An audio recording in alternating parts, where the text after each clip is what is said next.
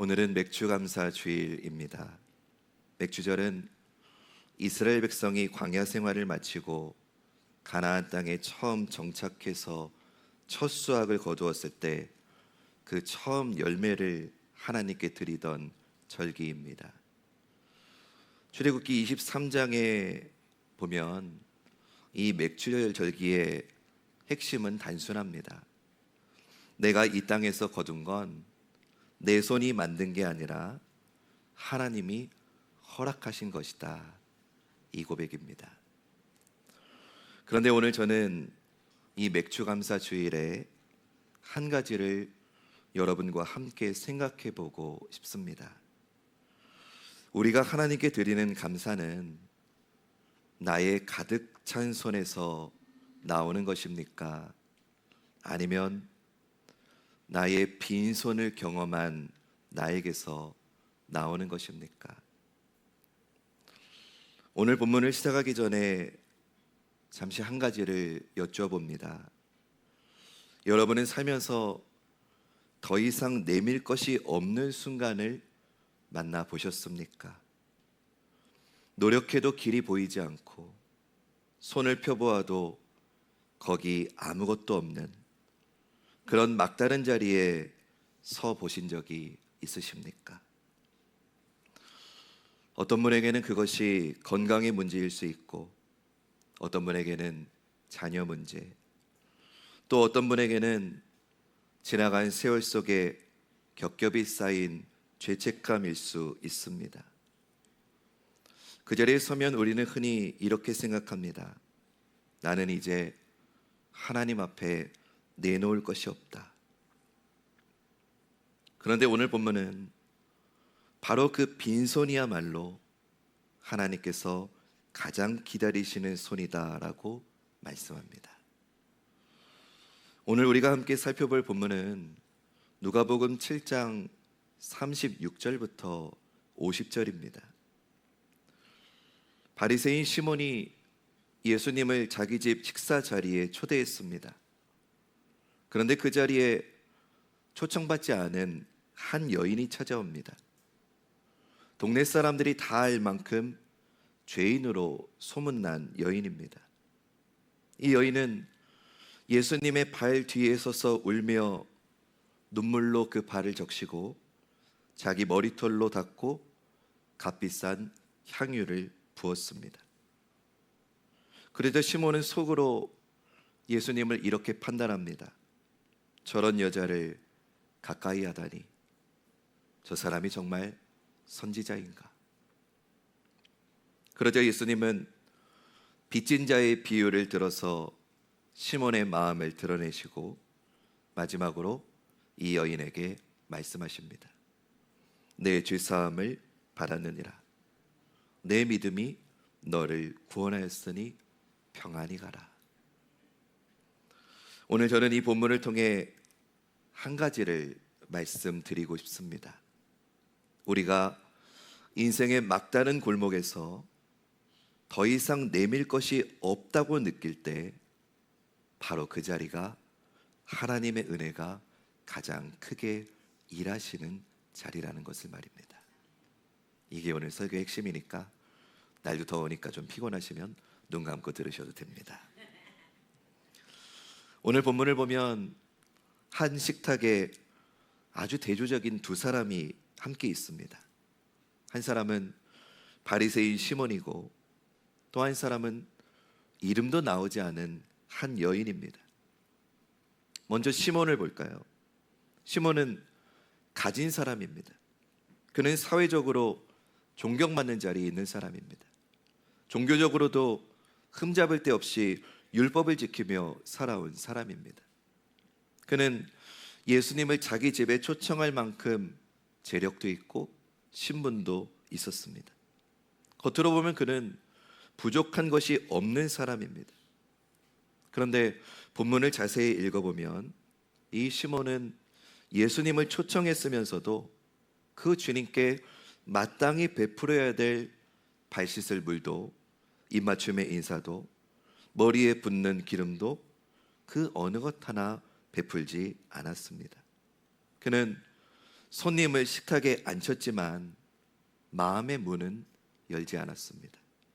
시몬에게는 예수님이 필요하지 않았던 겁니다. 더 정확히 말하면 그는 자신에게 무엇이 필요한지조차 느끼지 못하는 사람이었던 겁니다. 이제 여인을 볼까요? 오늘 본문 누가복음 7장 37절은 이 여인을 가리켜서 그 동네에 죄를 지은 한 여자라고 말합니다. 이 짧은 한 문장 안에 이 여인이 짊어지고 살았을 모든 시선과 손가락질이 담겨 있습니다. 그녀는 사람들 앞에 나설 수 없는 사람입니다. 그런데 그녀가 초청도 받지 않은 그 자리에 찾아옵니다. 체면도 명분도 핑계도 없이 그냥 찾아와서 예수님의 발 앞에 무너져 내립니다. 그녀에게는 더 이상 지킬 것이 없습니다. 잃을 명예도 없고 보호할 평판도 없었습니다. 그녀는 그야말로 빈손으로, 더 정확히 말하면 쓰라린 빈손으로 그 자리에 서 있습니다. 여러분, 여기서 우리가 주목해야 될 것이 있습니다. 시몬은 식탁의 주인이었지만 결국 그 자리에서 아무것도 받지 못한 사람으로 남습니다. 반면에 이 여인은 초청받지 못한 자리에 찾아온 자격 없는 사람이었지만 그날 그 식탁에서 죄사함과 평안을 선물로 받고 돌아간 유일한 사람이 됩니다. 저는 가끔 저 자신에게 물어봅니다. 나는 지금 이 예배의 자리에 시몬의 손으로 앉아 있는가? 아니면 여인의 손으로 앉아 있는가? 시몬의 손은 가득 차 있어서 더 이상 받을 자리가 없는 손입니다. 예배를 드리고 헌금을 하고 봉사도 하지만 정작 내 마음 깊은 곳에서 나는 주님이 절실히 필요합니다, 이런 고백이 사라진 손입니다. 반면에 이 여인의 손은 비어있는 손입니다. 더 이상 내밀 자존심도 내세울 의로움도 없이 그저 주님 앞에 엎드릴 수밖에 없는 손입니다. 저도 목회의 자리에서 또 제 개인의 신앙의 여정에서 제가 부끄럽지만 이 시몬의 자리에 앉아있던 시간들이 있었다는 걸 고백할 수밖에 없습니다. 겉으로는 신앙생활 잘하는 것처럼 보이지만 속으로는 주님이 정말 필요하다는 절박함이 사라져 있던 그런 시간들 말입니다. 오늘 본문이 저와 여러분 우리에게 던지는 첫 번째 질문은 이것입니다. 우리는 지금 가득 찬 손으로 주님 앞에 있습니까? 아니면 빈손으로 있습니까? 사람은 본능적으로 자기의 상처와 죄책감을 마주하기를 두려워합니다. 깊은 슬픔이나 죄의식이 그 마음 밑바닥에서 올라오게 될 때 우리는 그것을 똑바로 바라보기보다는 다른 것으로 얼른 덮어버리려고 합니다. 그래서 더 바쁘게 일하기도 하고요, 괜히 더 많이 웃기도 하고요, 아예 그 문제에 대해서는 생각하지 않으려고 내 마음을 무디게 만들려 합니다. 이런 방법들이 잠시 효과가 있는 것 같기도 하지만 그러나 결국 우리 안의 상처는 사라지지 않고 더 깊은 곳으로 숨어 들어갈 뿐입니다. 오늘 본문의 시몬이 그런 사람이었습니다. 그는 자기의 차가운 마음, 자기 의로움 뒤에 숨겨진 영적 가난함을 누구에게도, 심지어는 자기 자신에게조차도 들키고 싶지 않았던 사람입니다. 그래서 그는 예수님을 식탁의 손님으로만 대했습니다. 판단하고 관찰하는 자리에 머물렀을 뿐이지 자신의 진짜 모습을 드러내는 자리로는 나아가지 않았습니다. 그런데 여인은 달랐습니다. 이 여인은 더 이상 자신을 숨길 수 없었습니다. 숨길 곳도 없고 숨길 힘도 없었습니다. 그래서 이 여인은 사람들의 시선이 두려운데도 그 자리로 나아와서 자신의 비참함과 죄를 그대로 가지고 예수님 앞에 섭니다. 울음을 참지 않았고 눈물을 닦지 않았습니다. 그 눈물이 예수님의 발을 적시도록 그냥 두었습니다. 여기서 우리가 놓치지 말아야 될 것 있습니다. 예수님의 눈은 우리가 아무리 포장해도 우리의 속을 꿰뚫어 보신다는 겁니다. 주님은 시몬의 정중한 초대 뒤에 숨은 차가움을 보셨습니다. 주님은 동시에 여인의 눈물 뒤에 숨은 그 여인의 진실한 사랑을 보셨습니다. 여러분, 우리가 아무리 잘 꾸며도 주님 앞에서는 우리의 진짜 모습이 다 드러납니다. 그런데 여러분, 우리의 모습이 다 드러난다는 게 우리에게 결코 두려운 소식이 아닙니다. 오히려 우리에게는 주님이 나의 진짜 모습을 다 알고 계시다는 게 가장 큰 위로의 소식이 되는 겁니다. 왜냐하면 주님의 그 시선은 우리를 정죄하기 위한 시선이 아니라 우리를 인격적으로 만나주시기 위한 시선이기 때문입니다. 저는 가끔 신방을 다니면서 겉으로는 평안해 보이는데 속으로는 오랜 시간 골마온 상처를 안고 사시는 분들을 만납니다. 누구에게도 말하지 못한 채 신앙생활 잘하는 것처럼, 가정도 괜찮은 것처럼 살아오시는 분들입니다. 그런데 그 마음 깊은 곳에는 아직 풀리지 않은 죄책감이 있고, 아직 아물지 않은 상처가 있고, 아직 용서하지 못한 누군가가 있더라고요. 우리는 그것을 교회 안에서도 숨기려 합니다. 신앙이 좋은 사람으로 보이고 싶어서, 혹은 약한 모습을 들키고 싶지 않아서 말입니다. 그러나 오늘 본문은 우리에게 말합니다. 더 이상 숨기지 말라고 말입니다. 주님은 이미 다 보고 계시다고 말입니다. 그리고 그 시선은 우리를 부끄럽게 하려는 시선이 아니라 여인에게 그러셨던 것처럼 우리를 다시 일으켜 세우시기 위한 시선인 줄 믿습니다. 우리는 보통 막다른 상황을 인생에서 가장 절망적인 순간이라고 생각합니다. 더 이상 길이 보이지 않고 내가 가진 것으로는 도무지 해결할 수 없는 그런 자리, 심지어는 하나님조차도 침묵하시는 것 같은 그 자리를 우리는 두려워하고 피하려 합니다. 그런데 오늘 본문의 이 여인을 보십시오. 이 여인은 인생의 가장 막다른 자리에 서 있었습니다. 동네에서 손가락질 받고 스스로도 자신을 용서할 수 없었던 그 자리에서 그녀는 더 이상 자기 힘으로 무엇을 할 수 있다는 기대조차도 내려놓았습니다. 그리고 바로 그 자리에서 이 여인은 예수님을 만났습니다.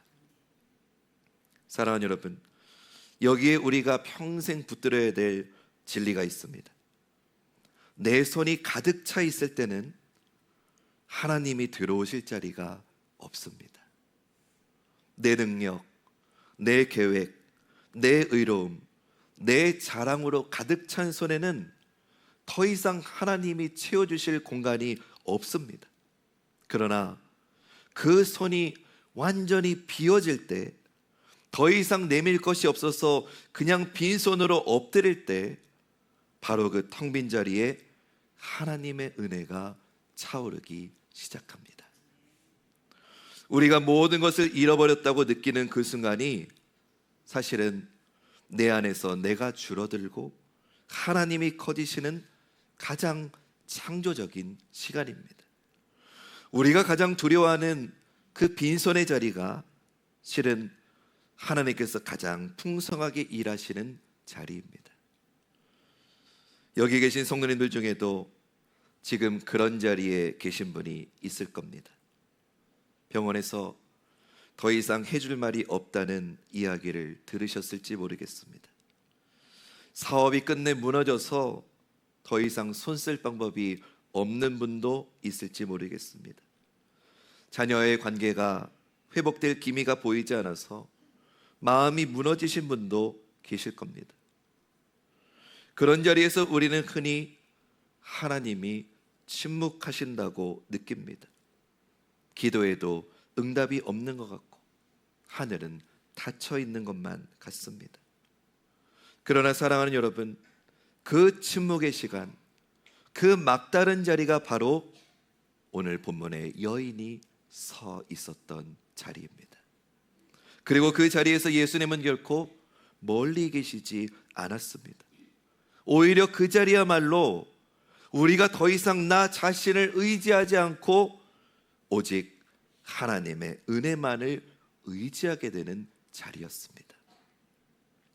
우리 안에 모든 자기 확신과 나의 의가 무너질 때 그 무너진 자리에 하나님의 은혜가 가장 깊이 스며드는 줄로 믿습니다. 그러니 사랑하는 여러분, 오늘 만약 여러분의 손이 비어 있다면 그것을 부끄러워하지 마십시오. 그 빈손은 실패의 증거가 아니라 하나님을 인격적으로 만날 준비가 된 손입니다. 여인이 그 비참한 빈손을 감추지 않고 그대로 예수님 앞에 내밀었을 때 주님은 그 손을 외면하지 않으셨습니다. 오히려 그 손 위에 죄사함과 평안을 부어 주셨습니다. 예수님은 시몬의 마음을 깨닫게 하시려고 한 가지 비유를 들어서 말씀하십니다. 어떤 사람에게 2명의 채무자가 있었는데 한 사람은 500데나리온을, 또 한 사람은 50데나리온을 빚졌습니다. 두 사람 모두 빚을 갚을 능력이 없어서 채권자가 둘 다 탕감해 주었습니다. 그리고 예수님이 시몬에게 물으십니다. 둘 중에 누가 채권자를 더 사랑하겠느냐? 시몬은 마지못해 답합니다. 많이 탕감받은 자입니다. 이 비유의 핵심은 단순하죠. 사랑의 크기는 탕감받은 빚의 크기에 비례한다는 겁니다. 다시 말해서 내가 얼마나 많이 용서를 받았는지를 깨닫는 만큼 나는 그만큼 사랑할 수 있다는 겁니다. 여인은 자신이 500데나리온, 아니 그 이상의 빚을 진 사람이라는 걸 알고 있었습니다. 자신의 삶이 얼마나 깊은 죄의 구렁텅이에 빠져 있었는지, 그리고 그 모든 것이 지금 이 예수님 앞에서 단번에 탕감되었다는 것을 깨달았습니다. 그래서 그녀는 자신이 가장 아끼고 값진 것, 그 향유를 아낌없이 깨뜨려 부을 수 있었던 겁니다. 자기의 머리털로 주님의 발을 닦는 것도 부끄럽게 여기지 않았던 겁니다. 이 여인의 사랑은 계산된 사랑이 아니라 탕감의 크기를 아는 사람만이 부어드릴 수 있는 사랑이었던 겁니다. 반면에 시몬은 자신이 50데나리온, 아니 그보다 더 적은 빚을 진 사람이라고 생각했던 겁니다. 저는 자신이 그렇게 큰 죄인이라고 느끼지를 않았던 거죠. 그래서 그의 환대에는 정중했지만 차가웠습니다. 형식은 갖췄지만 마음은 없었습니다. 그는 많이 받은 사람이 아니었기에 많이 사랑할 수도 없었습니다. 여러분, 오늘 우리 자신에게 물어봐야 될 질문이 여기서 나옵니다. 나는 내가 얼마나 큰 빚을 탕감받았는지 알고 있습니까? 주무시는 분들께 죄송한데 마지막으로 한 번만 눈 뜨시고 우리 이 질문 한번 함께 고백해 보면서 다시 주무시면 감사하겠습니다. 시작.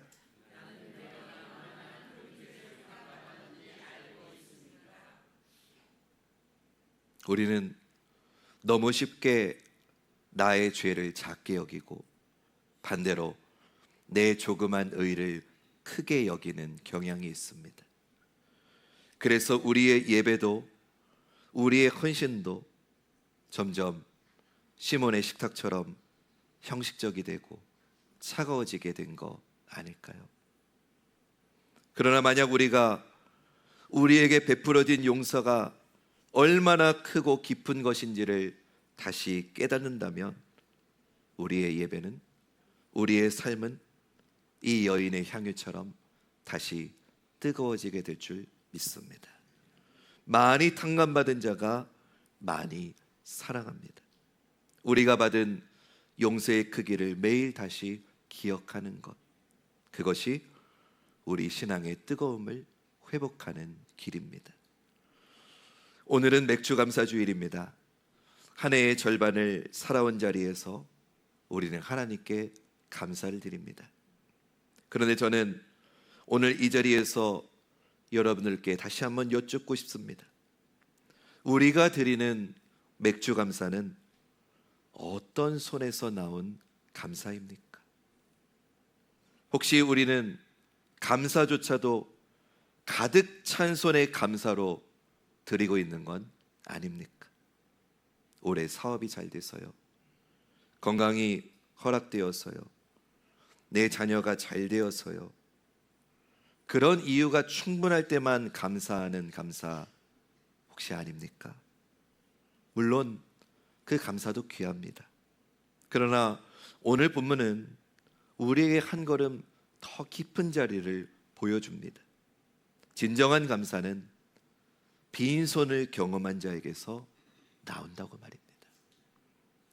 내 힘으로 아무것도 할 수 없었던 그 자리에서 하나님이 일하셨다는 것을 아는 사람, 내가 가진 것으로는 도저히 채울 수 없었는데 하나님이 채우셨다는 것을 아는 사람, 그 사람의 감사가 이 여인의 향유처럼 아낌없이 쏟아지는 감사가 되는 줄 믿습니다. 오늘 말씀 정리합니다. 시몬은 가득 찬 손으로 예수님을 식탁에 앉혔지만 아무것도 받지 못했습니다. 그러나 여인은 쓰라린 빈손으로 초청도 받지 못한 자리에 찾아왔지만 결국은 죄사함과 평안을 선물로 받아 돌아갔습니다. 오늘 여러분의 손은 어떤 손입니까? 혹시 여러분의 인생의 막다른 자리에서 더 이상 하나님께 내밀 것이 없다고 느끼고 계신다면, 건강도 관계도 마음의 평안도 다 잃어버려서 빈손으로 서 계신다면, 그렇다면 오늘 그 손을 부끄러워하지 마시고 그대로, 여러분의 빈손 그대로 주님 앞에 내어 드리십시오. 주님은 시몬의 냉대 속에서도 여인의 눈물을 보신 분입니다. 우리의 막다른 상황 속에서도 주님은 우리의 쓰라린 빈손을 결코 외면하지 않으십니다. 맥주감사의 가장 깊은 고백, 이것 아닐까요? 주님, 제 손이 비어 있을 때 주님이 채워주셨습니다. 우리 한번 따라서 고백해 볼까요? 주님, 제 손이 비어 있을 때 주님이 채워주셨습니다. 이 고백이 오늘 이 자리에서 우리 모두의 감사의 고백이 되기를 주님의 이름으로 축원합니다. 그럴 때 그 주님은 오늘도 우리에게 똑같이 동일하게 말씀하실 겁니다. 내 죄사함을 받았느니라. 내 믿음이 너를 구원하였으니 평안히 가라. 이 말씀이 오늘 이 맥주감사의 자리에 앉은 저와 여러분, 우리 모두에게 주시는 주님의 사랑의 음성이 되시기를 주님의 이름으로 축복합니다.